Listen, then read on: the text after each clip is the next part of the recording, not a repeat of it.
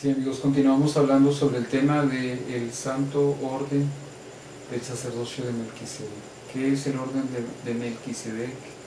Es un santo orden que se conocía desde la antigüedad como el santo sacerdocio según el orden del Hijo de Dios. Es un orden por el cual se prepararon todas las cosas pertenecientes a este mundo, ¿verdad? A este planeta, a nuestro universo, y es un sacerdocio que poseía Adán desde el momento en que Dios lo crea, y lo crea con un propósito divino. También le otorga lo que es todo dominio, no solamente sobre esta tierra y sobre las plantas y los animales, sino todo el dominio entero del universo. A partir de ese momento en que Dios crea al hombre y le ofrece su trono, lo hace sentarse en su trono, le ofrece lo que es la corona, lo cubre con su manto real, el hombre se entiende, todos los ángeles del cielo entienden que el Eterno ya no va a estar gobernando, sino también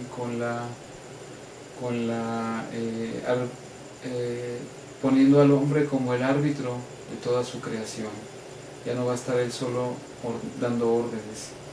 Pero el hombre, Adán y Eva, el hombre Adán, al Dios entregarle su corona, él le pone su corona a los pies del Creador y le dice: digno eres tú de reinar.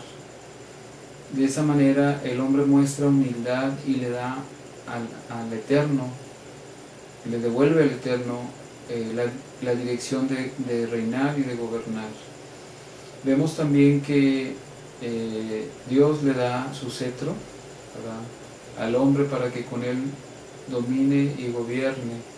sobre todos los animales, sobre las plantas y sobre todo su creación, lo cual hace perfectamente su trabajo el hombre hasta que es engañado y llega a transgredir las leyes de Dios, tratando de rescatar de alguna manera o mostrar fidelidad hacia su compañera Eva, la cual es engañada por la serpiente, y detrás de esa serpiente pues está Lucifer, Satanás, y de esa manera se prepara bajo este mismo orden del sacerdocio del Hijo de Dios, se prepara una redención para esos seres que fueron engañados y que cayeron como criaturas inocentes a un estado completamente desconocido para ellos, y posteriormente son ministrados a través del ministerio de ángeles para que puedan ellos entender todo el propósito divino que tiene este poder del sacerdocio para redimirlos, para redimir al ser humano a través de un sacrificio expiatorio hecho por el Mesías. Vamos a analizar también, analizamos en segmentos anteriores acerca del sacerdocio levítico y del sacerdocio arónico y del sacerdocio patriarcal. Hablando acerca del sacerdocio arónico, que era un sacerdocio que poseía Juan el Bautista, vemos que Juan el Bautista también se ve limitado solamente a predicar, a administrar al pueblo un evangelio preparatorio de arrepentimiento, de fe y arrepentimiento, y también de un lavamiento y purificación a través de un bautismo por agua. Mas sin embargo, él dice claramente y enfáticamente: yo a la verdad los bautizo con agua, pero el que viene detrás de mí, del cual yo no soy digno de desatar la correa de su calzado, o cuyo puesto yo no soy digno de ocupar, ¿verdad?, él los bautizará con el Espíritu Santo y con fuego, dando a entender que él tenía un sacerdocio que permitía lo que es el bautismo por agua, pero no la administración del bautismo por fuego, por el Espíritu Santo, porque este es un poder mayor que solamente lo tenían los poseedores de este sacerdocio de Melquisedec, o el sacerdocio mayor. Vemos también que este sacerdocio de Melquisedec tenía el poder de conferir a otra persona este mismo sacerdocio, porque también entendemos que Tanto el sacerdocio levítico como el sacerdocio arónico y el sacerdocio patriarcal se confería de padre a hijo, por linaje, pero el sacerdocio de Melquisedec no se confería de esa manera, por linaje, sino que era un sacerdocio que se confería por el espíritu de revelación y profecía sobre aquellas personas que eran dignas, aquellos varones dignos de poseer este sacerdocio para realizar la obra de gobernar y reinar de acuerdo con el orden de Dios, o establecer un reino, que es lo que hace precisamente Adonías al establecer Salem, y Melquisedec al reinar y llevar a su Salem victoriosa. Continuando con la escritura de Alma, capítulo 13, dice lo siguiente: y este sumo sacerdocio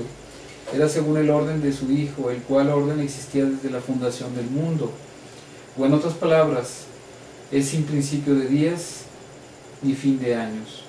preparado de eternidad en eternidad según la presciencia de todas las cosas. Aquí vemos mucho la palabra presciencia como un conocimiento, una ciencia antes de la ciencia, un conocimiento que Dios tenía de todas las cosas que podían suceder, ¿verdad? Y que Él tiene, y que este sacerdocio se preparó de hecho desde mucho antes, y se reveló en el debido tiempo, cuando tenía que ser revelado, así como el plan de redención también solamente se revela hasta el momento en que Adán y Eva caen, y se necesita poner en efecto este poder de redención, este plan de redención para la humanidad, y sacar en efecto este poder que ya estaba dentro de lo que era el santo orden del Hijo de Dios. Ahora bien, de esta manera los ordenaban, eran llamados con un santo llamamiento y ordenados con una santa ordenanza, y tomaban sobre sí el sumo sacerdocio del santo orden. Y este llamamiento, ordenanza y sumo sacerdocio no tiene principio ni fin. Por tanto, llegan a ser sumos sacerdotes para siempre, según el orden del Hijo, el unigénito del Padre, el cual no tiene principio de días ni fin de año, y es lleno de gracia, equidad y verdad, y así es. Amén. Aquí vemos claramente el significado de este poder del sacerdocio, de que no tiene padre ni madre ni genealogía, sino que es sin principio de día ni fin de año, es decir, es de acuerdo con el orden del Hijo unigénito, el cual es lleno de gracia y de verdad, y no tiene principio ni fin, ¿verdad? Es eterno, preparado de eternidad en eternidad para llevar a cabo los propósitos más altos de Dios. Pues como decía respecto al santo orden, o sea, este sumo sacerdocio, dice que hubo muchos que fueron ordenados y llegaron a ser sumos sacerdotes de Dios, y fue por motivo de su fe excepcional y arrepentimiento y su rectitud ante Dios, porque prefirieron arrepentirse y obrar rectamente más bien que perecer. Por tanto fueron llamados según este santo orden y fueron santificados, y sus vestidos fueron blanquecidos mediante la sangre del Cordero.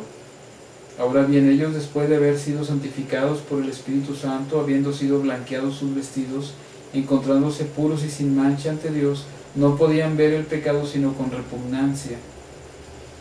Y hubo muchísimos que fueron purificados y entraron en el reposo del Señor su Dios. Porque obviamente estamos hablando de que este sacerdocio tiene la facultad y la misión de preparar al pueblo y santificarlo a través del arrepentimiento, del bautismo y de toda la obediencia a los mandamientos, y sobre todo de la percepción de lo que es el reino de la luz, y no el reino de la mezcla que muchas veces les quieren ofrecer, o que muchas veces se presenta como forma de tentaciones y de conocimientos que te llevan a tener una ilusión vana y no una realidad estable y firme. Ahora bien, hermanos, quisiera que os humillaseis ante Dios y dieseis frutos dignos de arrepentimiento, para que también podáis entrar en ese reposo. El reposo del Señor es entrar en la presencia del Señor, es llegar a verlo cara a cara, y este sacerdocio y poder faculta a la persona para que pueda ser cubierto por medio del Espíritu Santo y ser transfigurado en ese momento, de tal manera que pueda resistir la presencia angelical o la presencia del Eterno.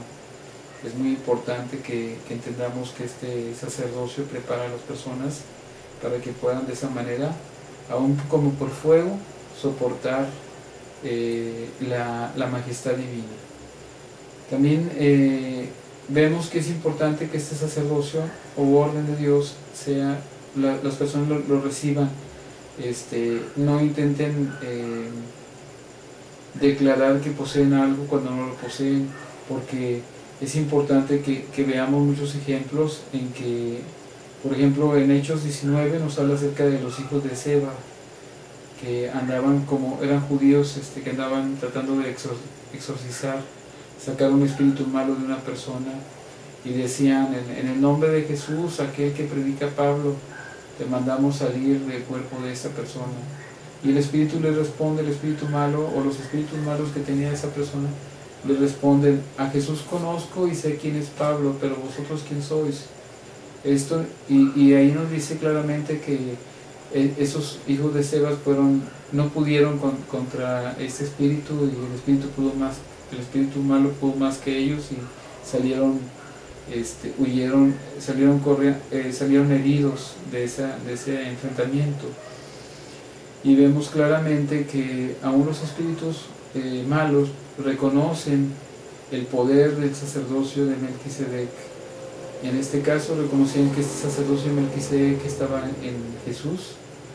y estaba en Pablo y en todos los demás apóstoles, y por eso fue su declaración, a Jesús conozco y sé quién es Pablo, mas vosotros quién sois. Entonces es muy importante que el sacerdocio de Melquisedec sea respetado y honrado siempre, y no se intente decir que uno tiene un sacerdocio cuando realmente no lo tiene, no lo ha recibido. En Hechos también vemos que Hechos 8, vemos que Simón el mago intenta comprar el poder de este sacerdocio. Este sacerdocio de Melquisedec, al momento en que la persona ejerce su autoridad, el Espíritu Santo siempre da el sello de aprobación en estas ordenanzas del sacerdocio de Melquisedec, y de esa manera en las ordenanzas del sacerdocio de Melquisedec se manifiesta el poder divino, el poder de Dios. Si no existe ese sacerdocio de Melquisedec ni el Espíritu Santo, el poder de Dios no se manifiesta a los hombres. Mas sin embargo es necesario que el poder del sacerdocio de Melquisedec se ejerza también con la guía del Espíritu Santo, para que el Espíritu Santo selle, ponga el sello de aprobación y se realice tal o cual ordenanza y sea aceptable a los ojos de Dios, y se manifieste el poder de Dios en aquello que se realizó.